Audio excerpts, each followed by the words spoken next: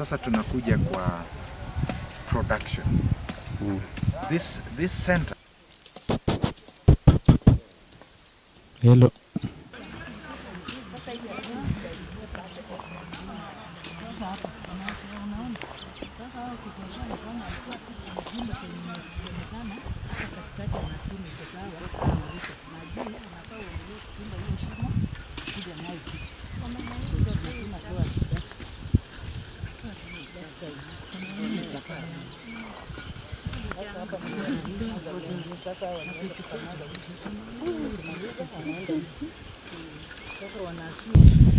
Okay, so my name's JB. I come from Busia, Butula Sub-County. I'm the founder and the director of Practical Permaculture Institute of Kenya, an institute that was established in 2013 specifically to provide training programs and techniques, permaculture training programs and techniques to our schools and communities in Kenya, mainly on permaculture. So right here, I am at the Visionary Women's Garden Center, Visionary Women's Center, just establishing a demonstration site for the women who are the members of this organization. I've been partnering with VWC since last year, and I want to thank Lizette together with Benta and the other management of VWC for the work that we are doing to promote permaculture in this community. I want to talk about this land. Basically, has been no difference. There has been no difference between this land. 2 weeks ago, there was no difference between this land and the neighboring communities or the neighboring land. So our main idea is to transform this particular piece of land so that after it has been transformed, now the community can take the techniques applied here, the techniques used here, to go and apply them on their respective households or lands back in the communities. So the first thing that we did after acquiring this piece of land was to do the fencing. So we already have a fence that is mounted with the barbed wire, but still we have a plan to bring chain link as part of the reinforcement on the fence. So that we haven't done yet, but we are in the process of doing it. Now, after fencing, the second thing that we did was to come and do the design on a piece of land, and where we were actually trying to place elements on the property, trying to see if it is going to become a training center. Where do we need to put the kitchen? Where do we need to put the toilet? Where do we need to put the classroom in future? Where do we need to put the office and all that kind of stuff? So after that design, which we did in January, and we actually produced the design on paper, we now thought of setting up the dates to come and transform the land. So the transformation of this land started taking place last week on Tuesday when we arrived here, and it is still going on, and we shall be wrapping up the activities we are doing by Saturday this week. And when we began the transformation, the first thing was to look for the labor. So the major source of labor were members of VWC, that's the women themselves. So as we shall be moving around, you will see a number of these women have been busy here working from morning to evening, and they're not just working, but we're also training them to do different tasks, to do different activities on the same piece of land, and they can take these skills and utilize them on their households back at home. Another source of labor are the young boys from the community. So we also have about a total of 8 boys that we have brought on board to help us reinforce the labor, in addition to the women who are the members of the group. And when we began the task, the first thing was actually to plow the land. So we had to get a tractor which went over and did the primary cultivation.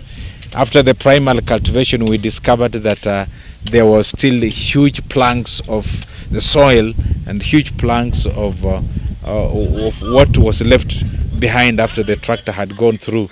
So we had to do the secondary cultivation by bringing in the tractor to run over the land again.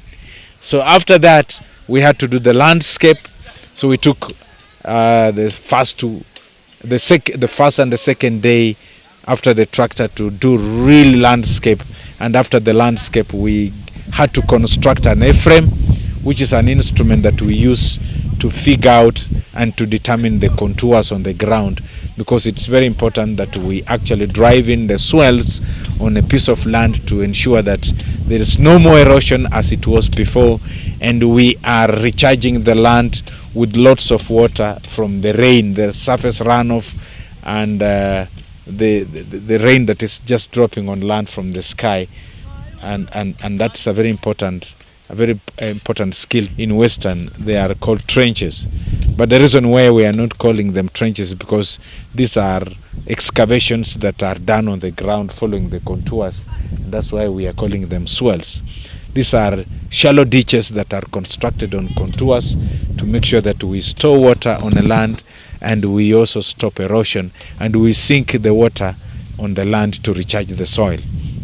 Then after that, the first thing we've done is to make sure that we actually set aside a space that is going to be a germination area, where we would like to bring in all types of crops. We want to make sure that this nursery bed is a germination area for tomatoes, spinach, kale, onions, and all types of indigenous vegetables. After maturity, and maturity will be perhaps after 30 days, we can now relocate them uniformly to the entire field. And the reasons and part of the seedlings will actually be given to the women who are also now busy. As they leave this place, they're also going out back home, and they're setting up their own kitchen gardens back in their households. To the garden layout that is ongoing, the soils that are ongoing, the land preparation and all that kind of stuff, and bringing in manure to make sure that we feed the soil. There's also a borehole that is we are just constructing a borehole because we want to make sure that there's water on the site. So we are happy we already have the water, and the process will be done. The entire process will be done very soon. To make VWC as an organization to become self-sustaining, I really want to thank God for our friends in Canada through Lizette, who have been very busy supporting VWC activities. Thank you so much, colleagues, for the work that you are doing.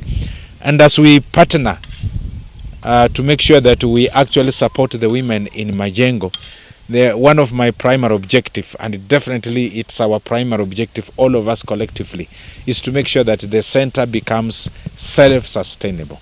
And as we head towards self-sustainability, we are actually bringing in 2 different types of approaches. We are bringing in, one, we are actually doing diversity. And on diversity, we are diversifying 2 different types of crops. We are bringing in the perennial crops. These are crops that will be living on a piece of land, will stay on this piece of land more years. 2 years, 10 years, 20 years.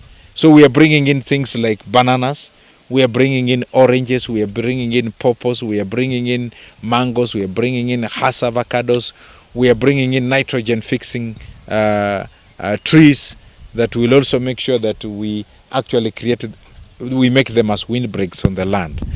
apart from the perennials, we are actually bringing in the annuals. These are crops that will be ready and utilized and even sold in a year. We are in Lugari, working with the women from VWC group, women group, that is Visionary Women Center, and there are 180 women in this group, and they are subdivided into small groups of about 15 women in each group. Nimejifunza kuhusu kuweka maji katika shamba. Katika hili shamba tunachimba mitaro. Tunapochimba mitaro, hiyo mitaro ina manufaa kwa ajili ya kuweka maji. Hapo awali nilikuwa nafanya ukulima ambao ninafuna kwa mwaka mara moja tu na ninaacha shamba linakaa hivyo. Hakuna siku ingine nitarudi kwa shamba, ninakaa mwaka mzima sijapanda kitu chochote. The mama was saying that since permaculture was brought here, they have been able to be taught several skills. She says that initially they were using organic fertilizer, which is very much expensive. So she says they are happy because they have been able to learn that this farmyard manure is very much effective and it will assist them to cut off the cost and to feed the soil perfectly, unlike previously they were using the organic fertilizers. Said we are grateful. We thank our teachers, Mr. JB. We are grateful to have been introduced permaculture in Lugari. We are very happy and we are very happy. Thank you.